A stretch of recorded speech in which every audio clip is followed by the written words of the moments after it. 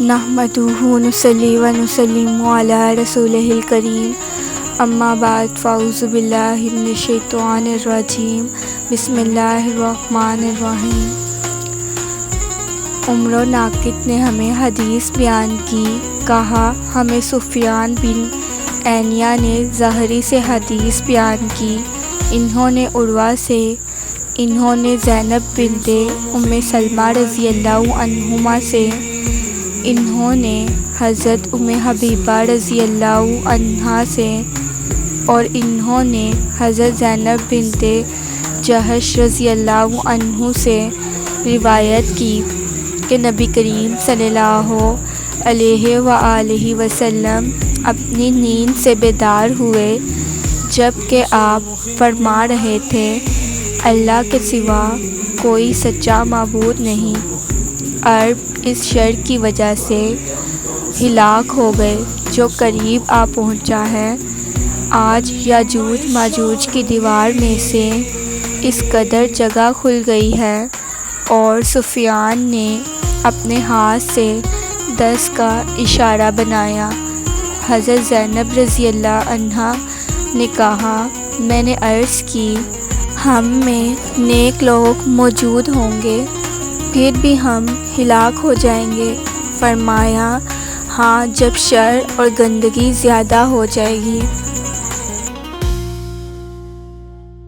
ابو بکر بن ابی شیبہ، سعید بن عمرو اشعثی، زہیر بن حرب اور ابن ابی عمر نے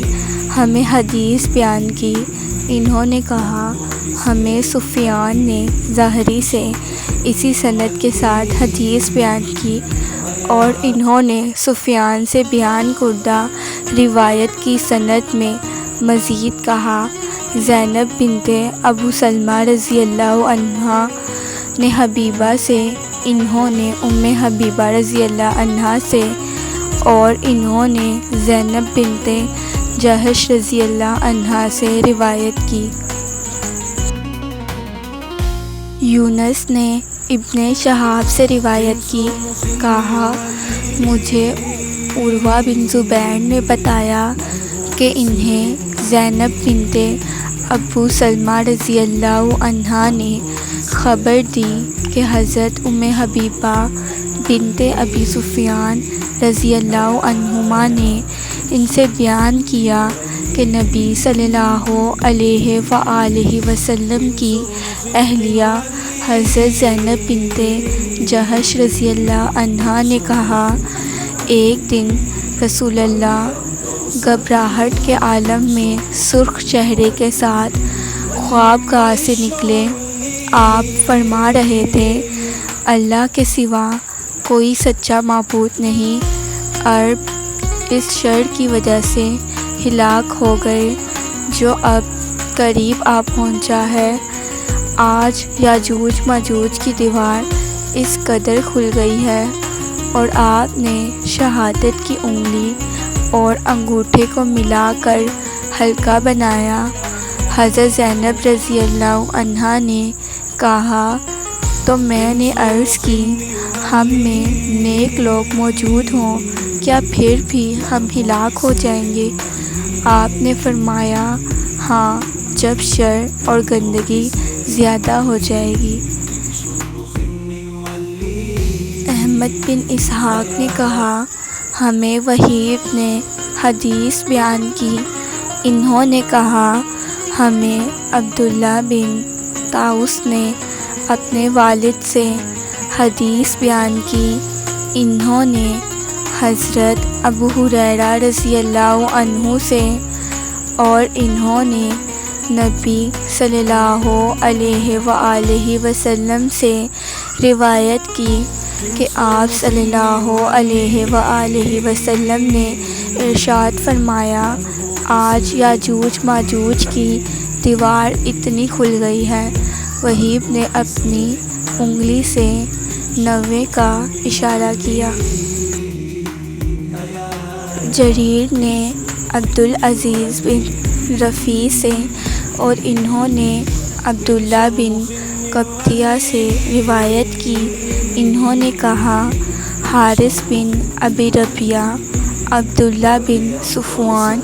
اور میں بھی ان کے ساتھ تھا۔ ہم ام المومنین حضرت ام سلمہ رضی اللہ عنہا کی خدمت میں حاضر ہوئے۔ ان دونوں نے ان سے اس لشکر کے متعلق سوال کیا جس کو زمین میں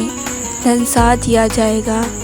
یہ حضرت عبداللہ بن زبیر رضی اللہ عنہما کی خلافت کا زمانہ تھا۔ ام المومنین رضی اللہ عنہا نے کہا، رسول اللہ صلی اللہ علیہ وآلہ وسلم نے فرمایا تھا، ایک پناہ لینے والا بیت اللہ میں پناہ لے گا، اس کی طرف ایک لشکر بھیجا جائے گا۔ جب وہ لوگ زمین کے بنجر ہموار حصے میں ہوں گے تو ان کو زمین میں دھنسا دیا جائے گا۔ میں نے عرض کی، اللہ کے رسول، جو مجبوراً ان کے ساتھ شامل ہوگا اس کا کیا بنے گا؟ آپ صلی اللہ علیہ وآلہ وسلم نے ارشاد فرمایا، اسے بھی ان کے ساتھ دھنسا دیا جائے گا، البتہ قیامت کے دن اس کو اس کی نیت پر اٹھایا جائے گا۔ اور ابو جعفر نے کہا، یہ مدینہ کے قریب کا چٹیل حصہ ہوگا جہاں پر ان سب کو دھنسایا جائے گا۔ عبدالعزیز بن رفیع نے ہمیں اسی سند کے ساتھ حدیث بیان کی، اور ان کی حدیث میں ہے، ابن قبطیہ نے کہا تو میں ابو جعفر سے ملا، میں نے کہا انہوں نے ام المومنین رضی اللہ عنہا نے تو زمین کا ایک چٹیل میدان کہا تھا، تو ابو جعفر نے کہا ہرگز نہیں، اللہ کی قسم وہ مدینہ کا چٹیل حصہ ہوگا۔ امیہ بن صفوان سے روایت ہے، انہوں نے اپنے دادا عبداللہ بن صفوان کو کہتے ہوئے سنا کہ مجھے حضرت حفصہ رضی اللہ عنہا نے بیان کیا، اور انہوں نے رسول اللہ صلی اللہ علیہ وآلہ وسلم کو فرماتے ہوئے سنا، ایک لشکر اللہ کے اس گھر کے خلاف جنگ کرنے کے لیے اس کا رخ کرے گا، یہاں تک کہ جب وہ زمین کے چٹیل حصے میں ہوں گے تو ان کے درمیان والے حصے کو زمین میں دھنسا دیا جائے گا، ان کے آگے والے سب سے پیچھے والوں کو آواز دیں گے، کیا وہ صحیح سالم ہے؟ پھر ان کو بھی زمین میں دھنسا دیا جائے گا۔ ان میں سے ایک علیحدہ رہ جانے والے شخص کے سوا جو ان کے بارے میں خبر دے گا، اور کوئی زندہ باقی نہیں بچے گا۔ تو ایک شخص نے ان کی بات سن کر کہا، میں تمہارے بارے میں گواہی دیتا ہوں کہ تم نے حضرت حفصہ رضی اللہ عنہا پر جھوٹ نہیں باندھا، اور میں یہ بھی گواہی دیتا ہوں کہ حضرت حفصہ رضی اللہ عنہا نے نبی صلی اللہ علیہ وآلہ وسلم کے بارے میں جھوٹ نہیں کہا۔ عبید اللہ بن عمرو نے کہا، ہمیں زید بن انیسہ نے عبد المالک عامری سے خبر دی، انہوں نے یوسف بن مالک سے روایت کی، کہا مجھے عبداللہ بن صفوان نے ام المومنین رضی اللہ عنہا سے خبر دی کہ رسول اللہ صلی اللہ علیہ وآلہ وسلم نے فرمایا، ایک قوم اس گھر یعنی عرب میں پناہ لے گی، ان کے پاس نہ اپنا دفاع کرنے کا کوئی ذریعہ ہوگا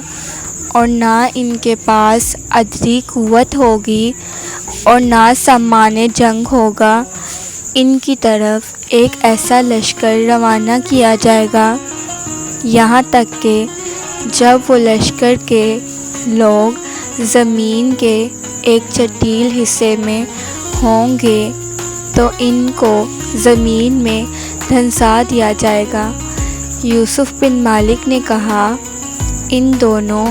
اہل شام مکہ کی طرف بڑھے آ رہے تھے تو عبداللہ بن صفوان نے کہا، دیکھو اللہ کی قسم یہ وہ لشکر نہیں ہے۔ زید نے کہا، اور مجھے عبد المالک عامری نے عبد الرحمن بن ثابت سے، انہوں نے حارث بن ابی ربیعہ سے، انہوں نے ام المومنین رضی اللہ عنہا سے یوسف بن مالک کے حدیث کے مانند روایت کی، مگر انہوں نے اس میں اس لشکر کی بات نہیں کی جس کا عبداللہ بن صفوان نے ذکر کیا۔ اگر آپ کو میری ویڈیوز پسند آ رہی ہیں تو میری ویڈیوز کو لائک اور میرے چینل کو سبسکرائب کریں۔ جزاک اللہ۔